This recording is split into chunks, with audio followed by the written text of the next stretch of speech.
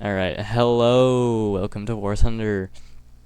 I have some grand things for you to learn how to do.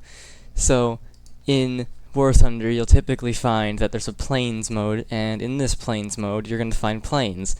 Who would have thought? So, in these planes, we have a grand total of 11 rules that I would typically say that you should follow, but it's only around 10 because I'm cramming two together.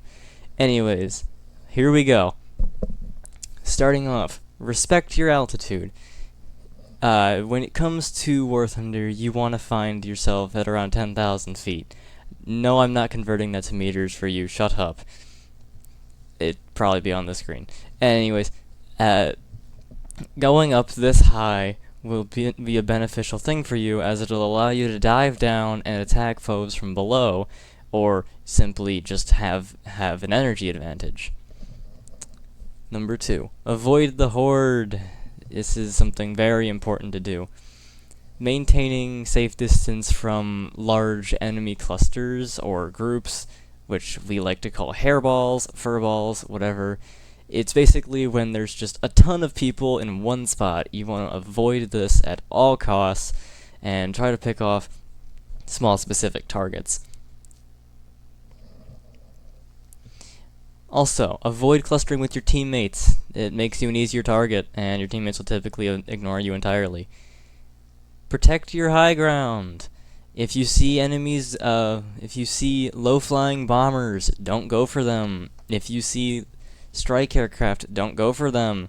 In the long run, they aren't worth it. Go and take out the fighters, then the strike aircraft and the bombers. This will help your team in the long run, as you'll be able to, you'll be able to find yourself fight. You can get yourself the kill on the planes that are actually important, which are the fighters. By killing the fighters, you'll typically be able to knock them down, and without the fighters in the air to protect the strike aircraft or the bombers, you'll typically find that they're easier to remove. On top of protecting the high ground, avoid diving too low avoid going down, like whenever you see the first target. Pick and choose. You have to make sure that there are enemies that are suitable to your liking. Such as, if you're playing something like a P-47, you don't want to dive down on an A-6M, as you know you won't be able to turn hard enough to actually dogfight it. Instead, you want a boom and zoom, or you want to find something that doesn't share your same turn time. Such as, maybe a heavier plane, which, like an F-82 or something. Moving on, strategic maneuvering. Whoa, fancy words, I know. This typically comes in finding yourself going around looking for people who need help. If you find teammates who are being chased down by the enemy and are really struggling to get on their tail, well, why don't you go and help them? I know that some people will see this as, oh, you're stealing my kill, but in the long run, knocking that person off that other person's tail could just save yourself a teammate and some tickets. And after those saved tickets, you will also have an extra ally to aid you in bringing your team to victory at the end of the day. On top of this, it does help to know that, well, holding down the C key is pretty useful. You see, C is if you're playing on the default control scheme, holding down C is incredibly important because it allows you to look around. Even in dogfights, you should still be looking around, because there could always be one enemy that's gonna come up behind you and just obliterate you, and you want to know if anyone's doing that.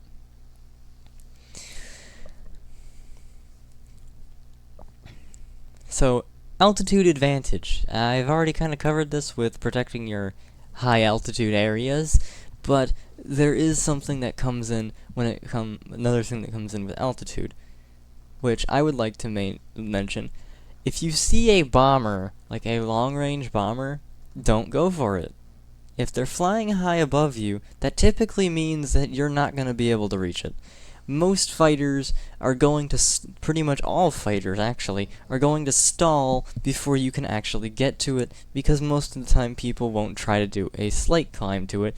They'll try to go straight up to shoot it down, and they'll stall before they reach it and get torn up by the plane's guns, or end up chasing something they'll never actually catch up to.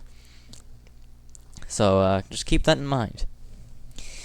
Moving on, we have avoiding head-ons. This is pretty self-explanatory. Don't exclusively go for head-ons against planes. Head-oning planes is a surefire way to get yourself shot down. This is because in a head-on, it's rather hard to dodge. There is a plane coming right at you, and they're also probably shooting at you, meaning that you have to not only dodge their bullets, but also their plane. And you also have to fire your bullets, and they're going to have to dodge yours. Avoiding head-ons is actually a pretty important thing, as it'll allow you to look for other things. And this is exclusively important to planes with nose-mounted guns. While yes, nose-mounted guns may mean, well, front-facing, around-the-nose guns, not like wing-mounted, are typically the planes you'll see doing head-ons because it's quote-unquote easier. But the thing is, if you don't go for head-ons in these, you're actually going to do better because of the position of the guns. They're better built for dogfighting, as you'll be able to have an easier time angling or aiming your guns to face onto something. So, just don't head-on people unless it's absolutely 100% necessary. Like, someone is just coming at you way too fast for you to be able to turn around or get around them to initiate a dogfight before the head-on begins. Your bombers, though. These are a key part of your entire battlefield. Sort of. Bombers are a little confusing in War Thunder, but at most, if you're flying a bomber, you should try to find another bomber and stay within about a kilometer-ish of its range, so that way you can act as a spotter for it, and also, act as extra firearms. Because this is how I look at it. If you see a friendly bomber, you should probably stay near it. Strength in numbers, of course. This is why most bombers fly in formation, because they have an ally. They have someone there around them in order to, take out the targets that they can't. Anyways.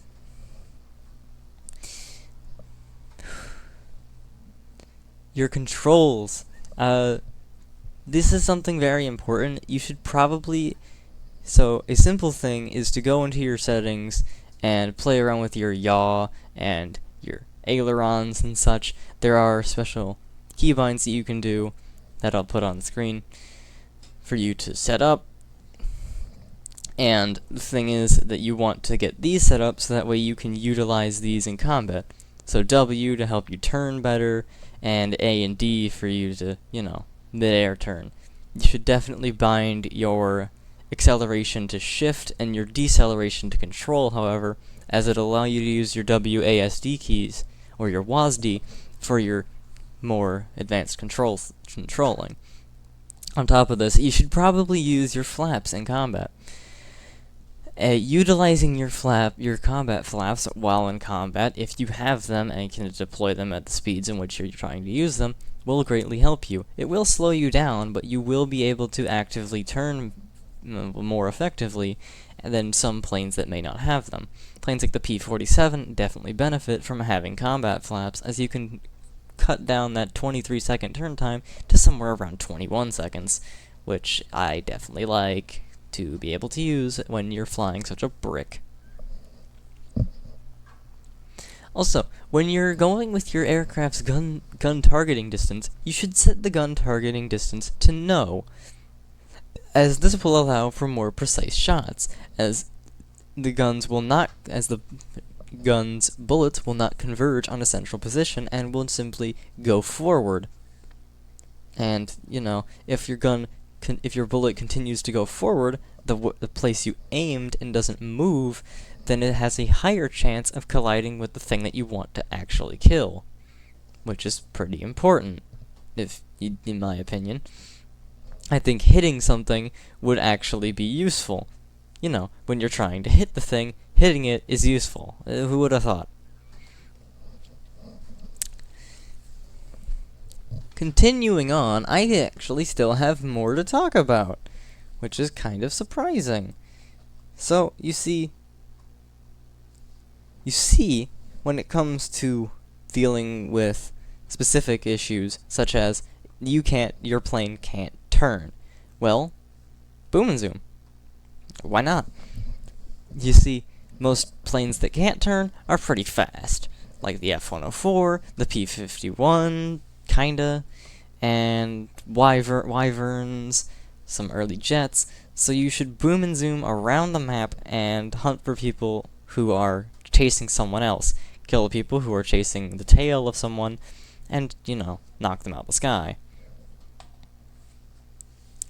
As stated earlier, attacking strike planes and bombers early in the match is a complete waste of time.